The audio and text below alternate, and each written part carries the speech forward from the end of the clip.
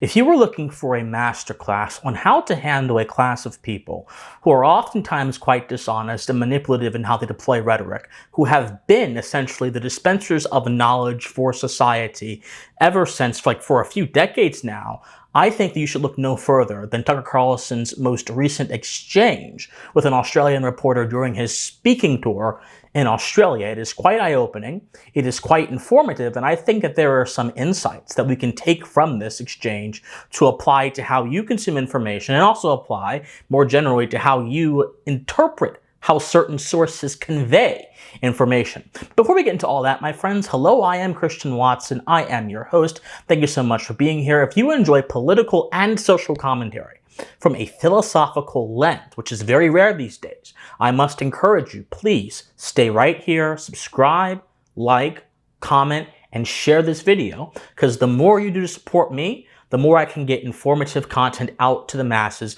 so that we can hopefully have a revolution of the mind that will inspire something great in the hearts of the denizens of the West that will help us course correct from the abuses that we have suffered over the past 60, 70, 80 years in the aftermath of the post-war consensus. So thank you so much for being here. Now on to the video. So Carlson had a few exchanges at this speech he did in Australia. But one of the exchanges that really caught my eye and caught the eye of a lot of other people is the exchange he had with a female Australian journalist. Now, this exchange is quite bizarre, and you'll see it in a few moments. It's quite bizarre for a few reasons. I'll just give you guys the rundown before I get into it. It's bizarre because it is so evident that the reporter is asking what we call leading questions. Now, leading questions are normally asked in terms of cases that that someone wishes to get a certain response out of you, but they're normally asked in a very sly way or in a very rhetorically concealed way. This reporter was asking leading questions in a way that was not concealed, but was incredibly transparent. Now, does this reflect a sort of lack of self-awareness on behalf of the reporter, or does this reflect a genuine belief in the paradigm the reporter is spouting off? I don't know what's in the reporter's mind. I don't know why the reporter does what they do, but I do think their conduct leads to some very philosophically interesting places that should give all of us pause in terms of how we see information and how we relate to information. It's one thing to receive information. It's another thing to relate to information. I think that the biggest problem in Western society is that people relate to information in a way that is personal to them or in a way that is captured by their environment and those around them. It is incredibly easy as a human being, as a social animal, to become a slave to your environment or a slave to your community. And we all have to resist that urge, because sometimes the impulse of socialization is not good for us because it takes us further away from the light of truth. And I think that is precisely the epistemic condition this reporter is facing right here. But it was also bizarre because Carlson gave this reporter several chances to course correct and to have an honest conversation, but the reporter kept asking leading questions and followed them up with non sequiturs, i.e. claims that do not follow from the premises of the previous claim.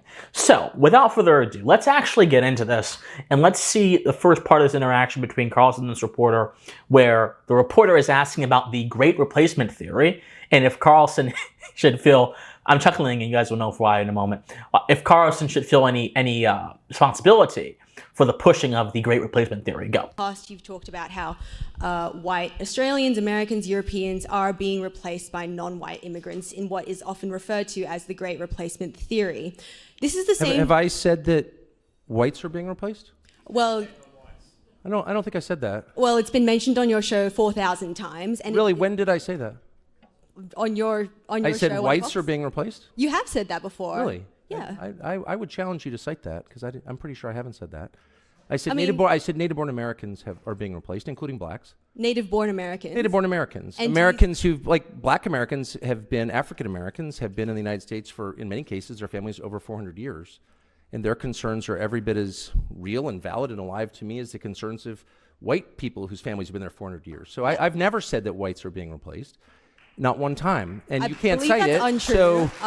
So we just met, but when our relationship starts with a lie, it makes it tough to be friends. So Well, I mean, you've been lying let's about pull my that back. Press I'm Gallery happy to colleagues all explain what I morning as do well, think. so, Well, you actually can't say it because I didn't say it, and I don't believe it. And I'm telling you that to your face, so why don't you just accept me at face value?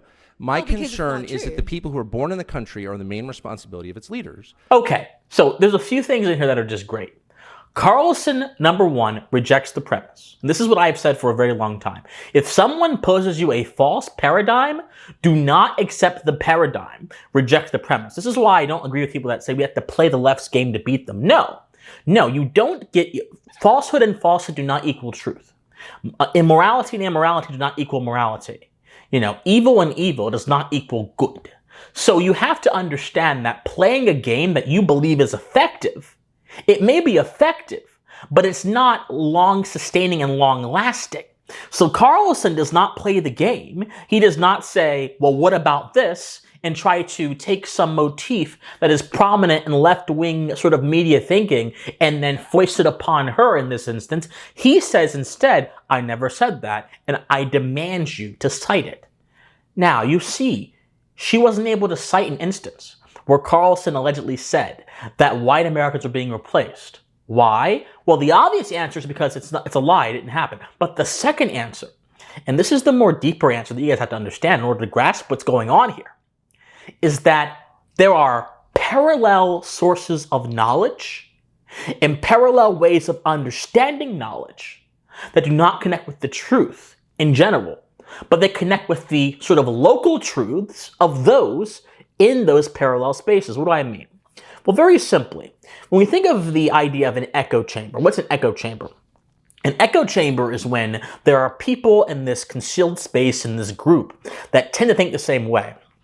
And their thoughts bounce off the walls and hit them, and they never challenge their premises, which leads them to believe that the things that they're doing are true. Now, take the idea of an echo chamber and put it to the third power and apply that on a mass scale.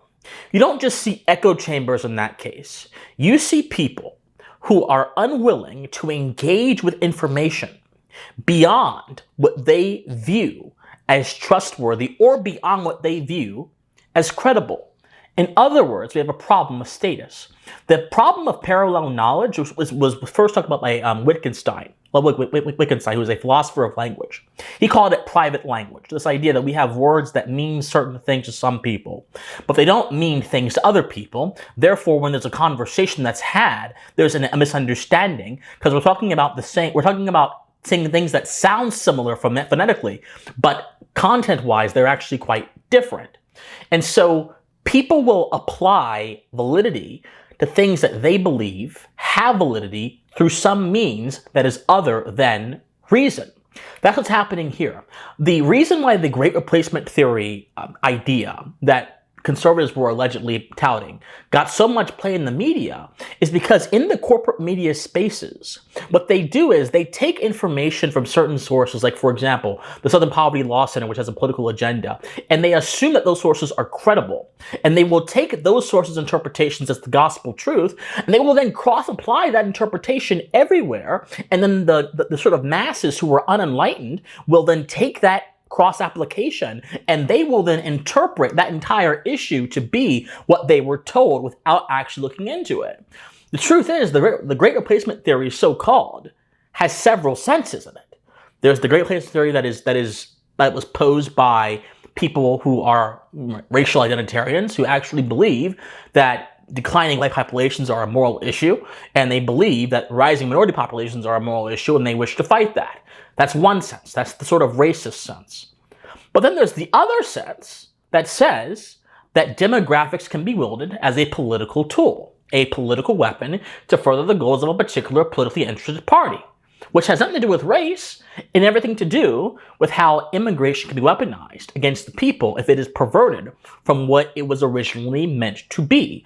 And that obviously was the sense Carlson has meant it. And that obviously was the sense that many people on the conservative right have meant it. And that obviously was the sense in which it has been talked about more recently. But if you're able to, by proximity, associate something that sounds similar phonetically with something that is different content-wise, you can still deceive most people because most people conflate aesthetics or appearances for substance. So we have here not just a matter of how we see knowledge. We have here wholly a matter of how we interpret things that may make us feel or look at them a certain way, rather than interpreting them in a way that is true to their merits. This is a multidimensional problem that is fully on display here in this interaction. So I find it quite interesting. The problem of private language has allowed bad actors to weaponize certain things against people, and has allowed mediocre minds like this lady and the reporter to ask questions that are meant to achieve a certain effect without even actually understanding the questions themselves, because that echo chamber effect has locked in their mind. This is a multi-civilizational kind of thing we're dealing with here, my friends, a problem of the heart, the mind, and ultimately civilization. So let's keep going over here.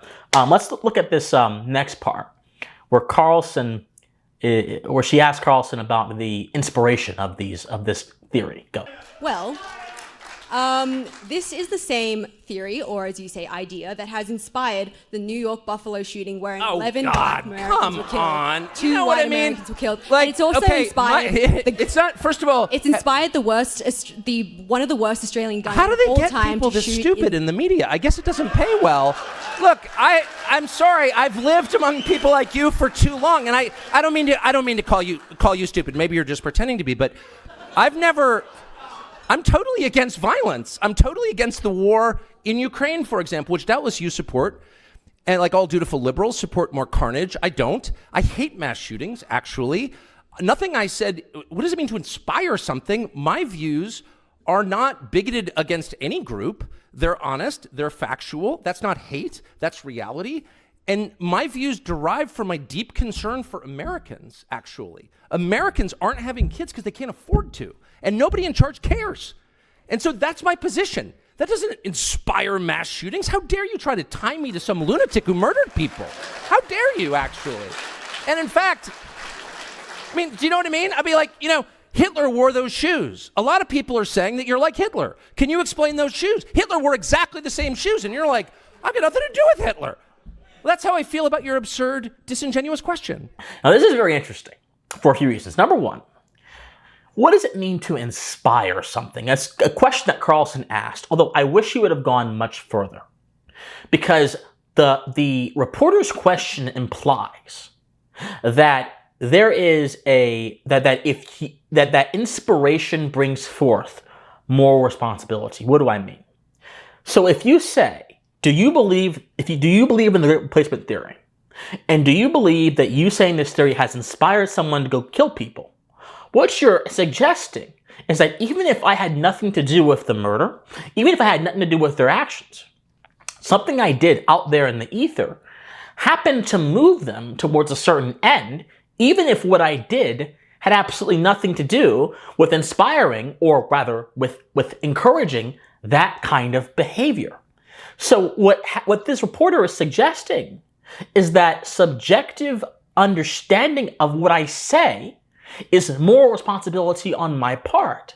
What an unstable, what a chaotic, and what an anti-civilizational and morally ignorant thing to say. I say a lot of things. I have hundreds of videos on this channel. I have made thousands of videos over my short 4-year career as a content creator. And I'm sure I've inspired a lot of people to do a lot of things and to think a lot of things. But what I am responsible for are the words that come out of my mouth. But when you have this sort of, I call it an intangible view of moral responsibility, you no longer focus on the concrete, you focus on the abstract, and things that are subjective and preferential become prioritized over things that are concrete. Therefore, your idea of morality is relative. Ultimately, this lady is suggesting a kind of moral relativism that I find quite disturbing. And we've seen this kind of stuff used across the board, not just with her, with people saying, well, this idea inspires violence. Inspiration is a matter of personal taste, and personal taste is relegated to the heart, and the heart is in the realm of the subjective. I can't control what someone takes from what I'm saying. I hope people take certain things from what I'm saying. I hope people think, oh, this is an informed guy. This is a rational person. His words matter a lot. His words have some meaning to them. Here's how I can apply them into my own life. But regardless of what I hope, I don't get to change someone's internal processes. And so that's a fundamentally unreasonable standard to put on people. And I think that the implications of that on a civilizational level are also quite dangerous. So let's close out here with the comment made about gun control, the non sequitur, so to speak. Go. Well, that's how I feel about your absurd, disingenuous question. Right, so therefore you support gun control? What? I thought it couldn't get dumber, but it did. No, I don't support disarming law-abiding people so they can't defend themselves. So the government has a monopoly on violence? I don't think so. First of all, in my country, that's illegal, as you know. But moreover, it should be illegal in every country. A sovereign person has the right to defend himself and his family. Period.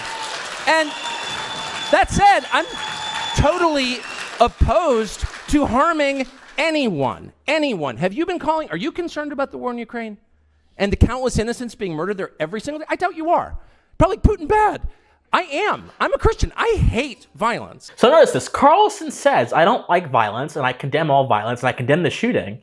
And the lady says, well, then you must be for gun control. This is what we call issue linkage, okay?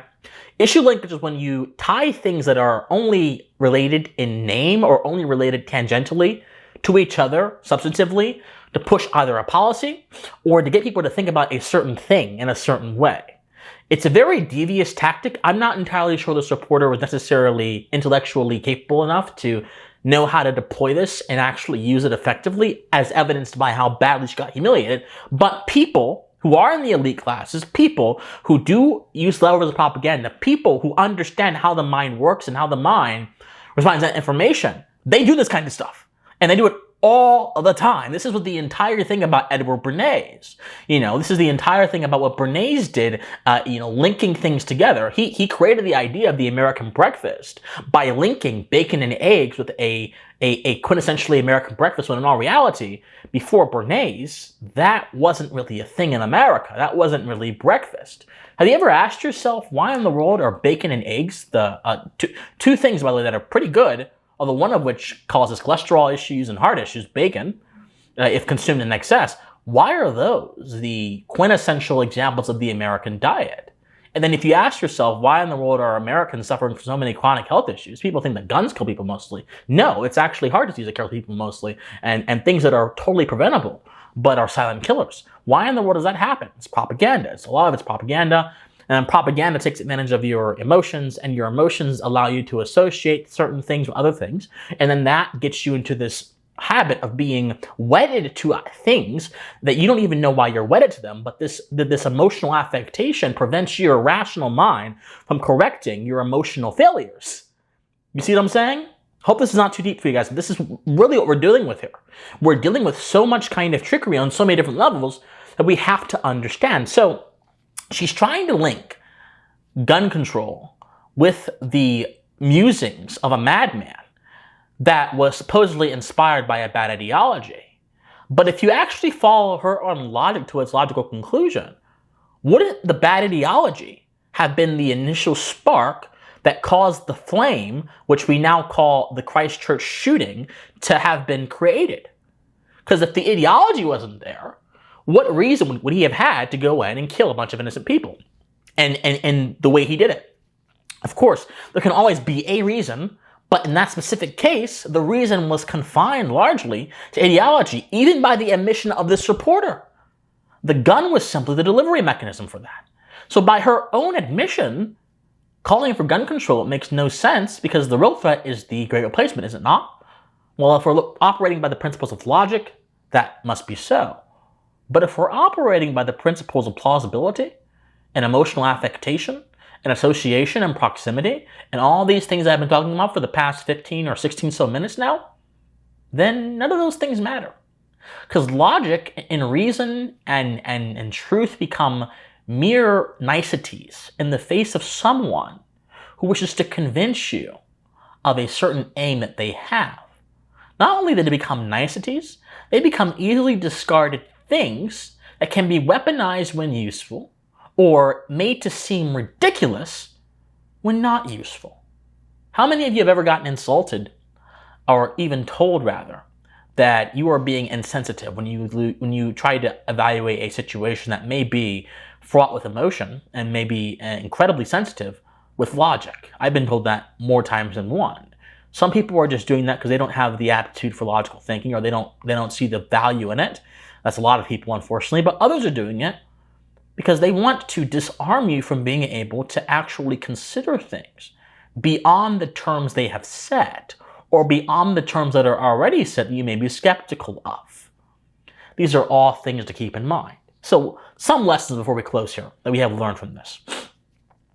Whenever you're dealing with anyone, I don't care if it's gatekeepers, I don't care if it's rhetoricians, I don't care if it's politicians, I don't care if it's propagandists, I don't care if it's someone you're debating, and you're looking out for how they try to convey information to you, there are a few things that are quite important. Number one, always evaluate the premise. The premise is the core and the foundation of any argument. Number two, always test the premise against the laws of logic. The laws of logic dictate the meaning and validity of arguments. Number three, always be charitable, but don't be charitable to the point where you're selling yourself short and where your kindness has substituted for your commitment to being truthful. Carlson practiced that perfectly here. Number four, when it becomes obvious that the person you're talking to is being dishonest, you have very few options other than to call out their dishonesty and then make an example of their dishonesty to those who are around you, to the extent that, hopefully, it will chill them from being dishonest in the future, or at least in that case, stop the bleeding from happening. And my last suggestion is very simple, my friends. It's very, very simple. It's important to understand the content of certain subjects that are popular in the popular consciousness, especially those subjects that are oftentimes used by people in a certain class of society, i.e. the media, the corporate media rather, to rhetorically terrorize people. The great replacement theory is one of those many concepts. The idea of xenophobia is one of those many concepts. The idea of Islamophobia is one of those many concepts. The idea, all these different ideas that we have seen popularized, they're popularized because by design. But you have to understand them beyond the narrative that the media paints about them, understand them for what they are, and then address them on that basis. I think those are all the lessons we can take from this Carlson thing. And if you take those lessons and you apply them in your own life, I think that you're going to see something magnificent going to happen. I think you're going to see that you're going to be able to more rationally respond to untruthful statements and then bring forth the truth in your own words. You're going to be able to also, I think, expand the parameters and limits of your own thinking, which is the most important thing. If human progress has virtue whatsoever, the virtue rests in refining the mind to deal with the realities of our world rather than to conform to the fantasies of our mind. And that is what I will leave you all on today. Good job, Tucker Carlson. Whether you agree with him or not, good job, wonderful job, and may we all be learn from this example that was shown in this video. My friends, like, share, comment, subscribe, do whatever you can to get this message out there. I would support it. I would appreciate it if you guys could also donate to me if you have the money or if you have the means to do so. If not, don't worry about it. A like is more than enough help for me. Let us get to 10,000 subscribers very, very soon, my friends. I am so excited. My friends, study history, study philosophy, remain morally convicted, and please stay pensive. Bye, guys.